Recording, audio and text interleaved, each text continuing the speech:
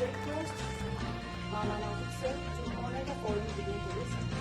Sri Bama Felix, Honorable Minister, Home and Interstate Foreign Affairs.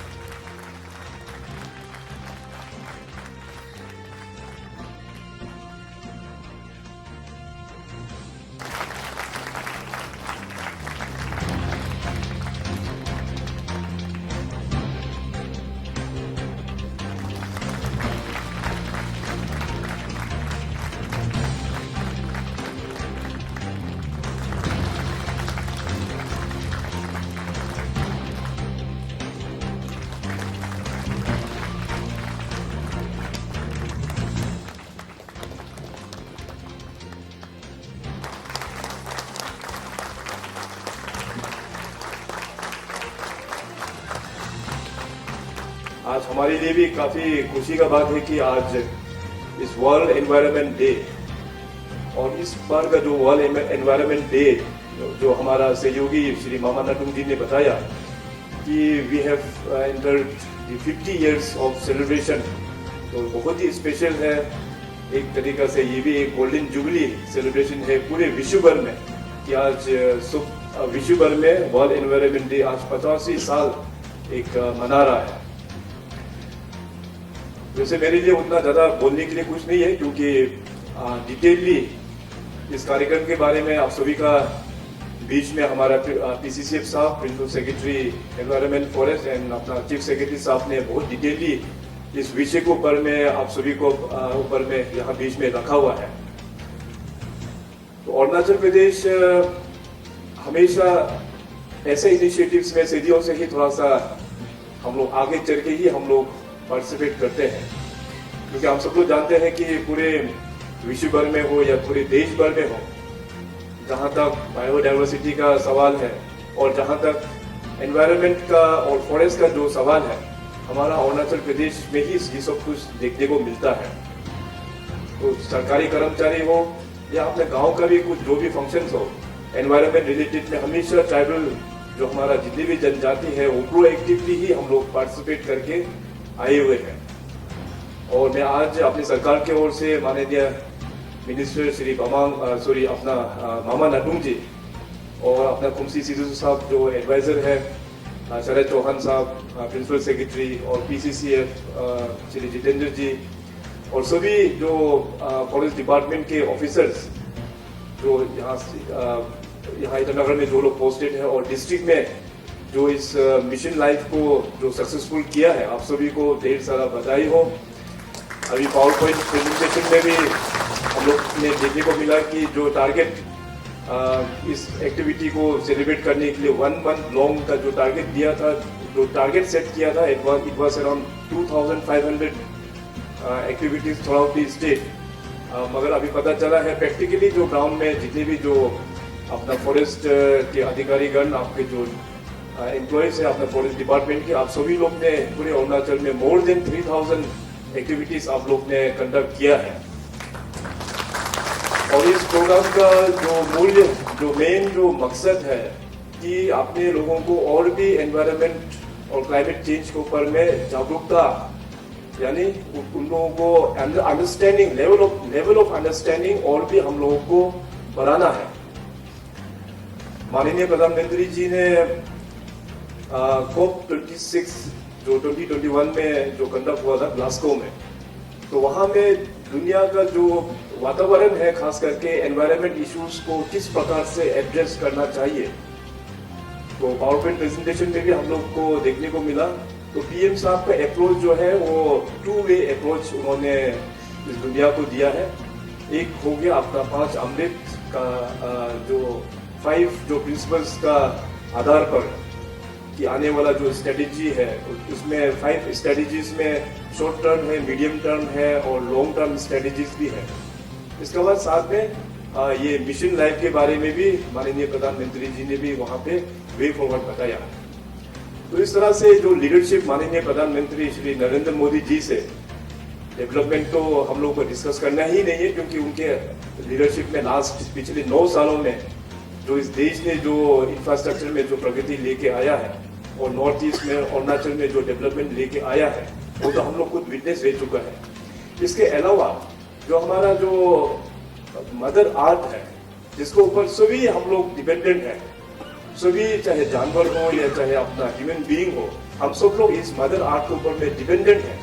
इसको भी और भी किस प्रकार से बचाना चाहिए, उसको भी एक दुनिया को एक अच्छा लीडरशिप माननीय प्रधानमंत्री जी दे रहा है। जो 5 अमृत के बारे में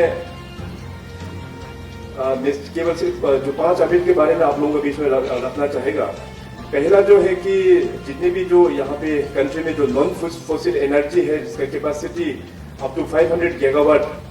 2030 तक लेके आएंगे, और 50% जो एनर्जी रिक्वायरमेंट होगा वो रिन्यूएबल एनर्जी का तहत उसको जनरेट किया जाएगा बाय 2030। और तीसरा में है India will reduce the total projected carbon emission by 1 billion tons from now onwards till 2030। और फोर्थ में है कि by 2030 India will reduce the carbon intensity of its economy by less than 45%। और लास्ट में है, ये काफी एक लंबा एक विजन है,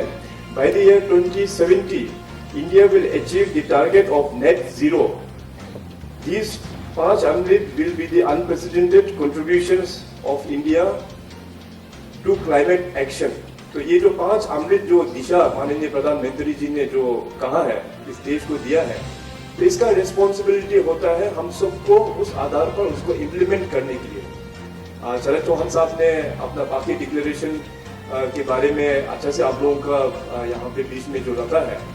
जो माननीय प्रधानमंत्री जी ग्लासगो में ये अनाउंसमेंट करने के बाद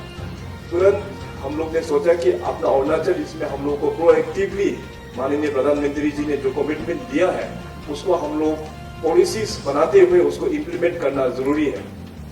मिशन लाइफ मतलब आप सबको पता है कि लाइफ फॉर एनवायरनमेंट, कि अपना हम लोगों का जो नॉर्मल जो आदतें होते हैं उसको हम लोग कैसे सुधार के ताकि एनवायरनमेंट के लिए बेनिफिशियल हो। तो इसमें कुल मिला के 7 पॉइंट्स का ब्रॉड थीम दिया हुआ है, 7 पॉइंट। नंबर 1 में है energy save, number 2 water save, number 3 single use plastic reduction, number 4 में है sustainable food system adoption, number 5 में है वाटर रिड्यूस सर्च एक्शन, और नंबर 6 में है हेल्दी लाइफस्टाइल एडॉप्शन, और लास्ट में है ई वेस्ट रिडक्शन। तो ये जो ब्रॉड प्रिंसिपल जो मिशन लाइफ के आधार पर जो दिया हुआ है, उसको हम लोग प्रैक्टिकली अपना लाइफ में कैसे हम लोगों को इम्प्लीमेंट करना चाहिए। Sir, downstream two families lower Dibang valley में जो 2850 का जो मेगावाट का जो बन रहा है, लोअर दिबांग वैली में जो कुछ फैमिलीज है, उन्हें लगता है कि they will get affected and proper inspection नहीं हुआ था वो जगह जो दिन बिठाने से पहले को। सर, इस चीज़ पर आपको क्या कहना है? एज लाइक अभी तो आज वर्ल्ड एनवायरनमेंट डे है और वहाँ पे Dibang valley is now in cutting हो रहा है पूरा उस जगह। जो प्रश्न यहाँ पे आपने जो रखा है regarding Dibang hydro power project के ऊपर में, तो इसमें देखिए कि हाइड्रो पावर प्रोजेक्ट जो है it is one of the most greenest form of energy. ये हम लोगों का रिन्यूएबल फॉर्म ऑफ एनर्जी में इसका आता है। और जहाँ तक दिबांग जो मल्टी पर्पज़ जो प्रोजेक्ट जो है, उसमें ऑलरेडी पब्लिक हियरिंग भी पूरा कंडक्ट हो चुका है, और गवर्नमेंट यानी कि जो वहाँ पे एग्जीक्यूटिंग जो एजेंसी है NHPC का ओर से लैंड कंपनसेशन और जितने भी जो कंपनसेशन है वो भी वहाँ पे पब्लिक लोगों को, बेनिफिशरीज को, सबको दे चुका है।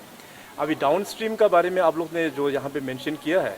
उसका ऑलरेडी एक इम्पैक्ट एक स्टडी भी कंडक्ट करते हैं, वो NHPC ही करते हैं। इसका भी ऑलरेडी वो लोग ने कर चुका है।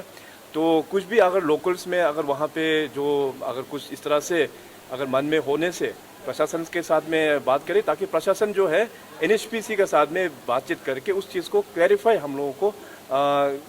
हम लोग कर पाएंगे। तो अरुणाचल प्रदेश में हमारे पास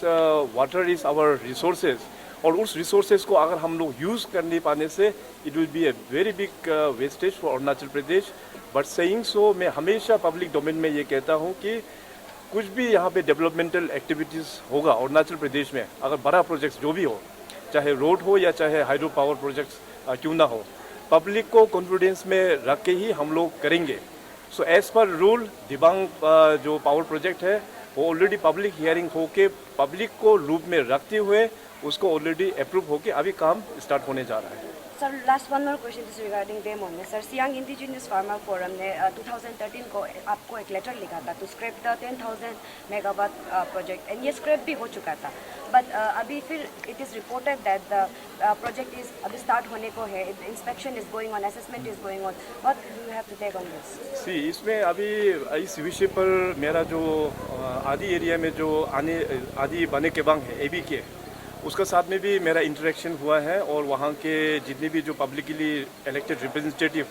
उनका साथ में भी हम चर्चा किया है। और बहुत सारा पब्लिक फोरम्स में अपना सियांग बेल्ट में चाहे पासीघाट में हो चाहे सियांग में हो, मैं इसको ऊपर में अपना स्पीच में आप लोग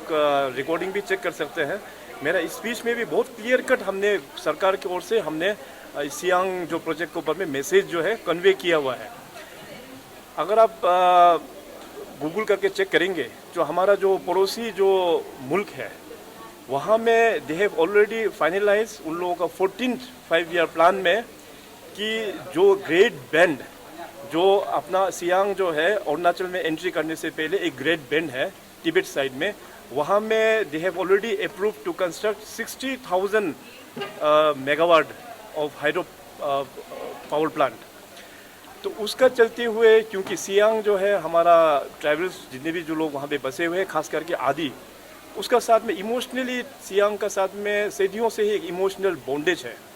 अभी इस सियांग को किस प्रकार से बचाया जाए, इसको ऊपर में भारत सरकार ने चर्चा करते हुए इसका केवल एक ही सोल्यूशन है कि हम लोगों को एक बड़ा बैरेज वहाँ पे सियांग को अगर बचाना है तो एक बड़ा बैरेज हम लोगों को बनाना होगा। तो इसमें भविष्य में मान लीजिए कि अभी ऑलरेडी तिब्बत में तो इसका कंस्ट्रक्शन का काम ऑलरेडी शुरुआत हो गया। आज से 8-9 साल के बाद में अगर वहाँ में पावर प्रोजेक्ट जो है पूरा वहाँ पे वो लोग डैम बना के अगर पानी को डाइवर्ट भी अगर कर लेते हैं तो सियांग नदी तो पूरा सूख जाएगा, उसको हम लोग पैदल से भी क्रॉस कर पाएंगे। सो हम लोग क्या इस प्रकार का नौबत सियांग नदी को होना देना चाहिए, सवाल नंबर 1। और मेरा दूसरा सवाल ये भी है कि जो पड़ोसी मुल्क जो वहाँ पे जो बैठे हुए हैं उनका कुछ भरोसा नहीं है। कल में कुछ टेक्निकलिटीज़ देखते हुए मान लीजिए उन लोग ने उस डैम को वहाँ से पूरा छोड़ दिया, तो अपना जितने भी जो सियांग एरिया में है वहाँ से इंक्योंग से लेते हुए पूरे जितने भी जो सियांग बेल्ट है पासीघाट से होते हुए आसाम टिल बांग्लादेश, इसका बड़ा इम्पैक्ट, फ्लड का बड़ा इम्पैक्ट हम लोगों को देखने को हम लोगों को मिलेगा। सो इस तरह से काफ़ी सारा एक सवाल होता है, तो इसको हम लोग किस प्रकार से प्रिवेंट करना चाहिए उसका आधार पर हमने बात किया। कहा कि गवर्नमेंट का एजेंडा जो है पावर जो है वो वहाँ से जो आप 10,000 जो बोल रहे हैं उसका ऑफशूट प्रोडक्ट है, उसका सेकेंडरी प्रोडक्ट है पावर। और मेन स्ट्रक्चर कि सियांग को कैसे हम लोग लाइव पे रख पाएंगे, वाटर सिक्योरिटी हम लोगों को किस प्रकार से हम लोग मेंटेन कर पाएंगे। अभी इस विषय पर मैंने ऑलरेडी कहा कि इसमें हम लोगों का पूरा जन सुनवाई मतलब पब्लिक हियरिंग भी होगा, हम लोगों का पब्लिक का पार्टिसिपेशन भी होगा। पब्लिक लोग